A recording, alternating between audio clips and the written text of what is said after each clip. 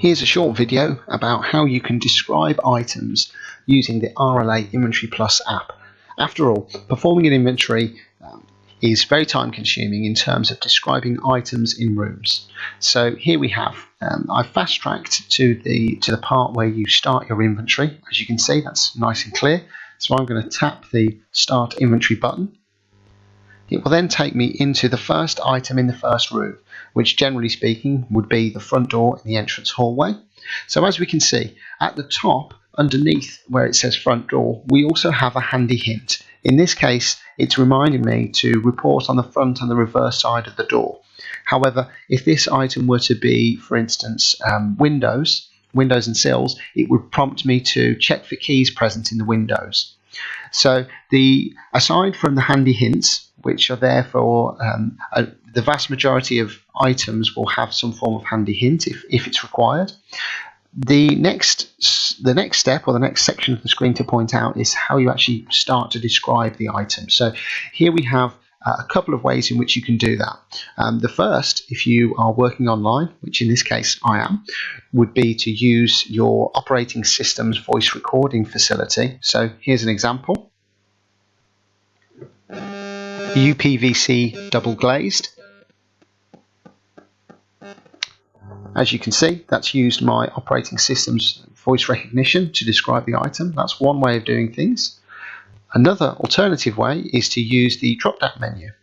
So from the description section, we have a number of descriptors specific to front doors. So in this case, let's just say I'm going to opt for a UPVC double glazed door.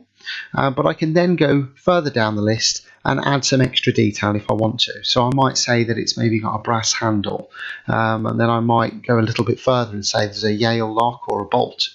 You don't have to tick just one descriptor, you can tick multiple descriptors, and behind the scenes we will add in the necessary full stops so that those descriptions are professionally presented in the report.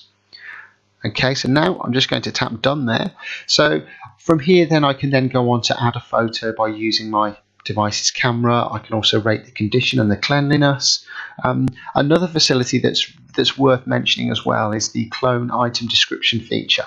That's very useful if there is common decor throughout the property. So let's just say the walls are magnolia throughout.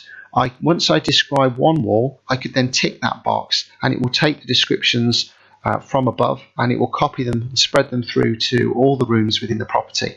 However, it will prompt me to add a photo of that item when I get to it, and also I can change the description for one of those rooms. If, say, 4 out of 5 had magnolia walls, I could clone those, but then I could change one wall, for instance, if the kitchen had tiles. And then the final feature or section to note, up in the top right hand corner, if you click on the 3 dots, it will reveal for you the facility to delete an item, but also to add a new item as well. So if I were in a room and I noted that something isn't showing on my list of items, I could then decide to go in and type anything in. We have a huge library in here of common furnished or unfurnished items.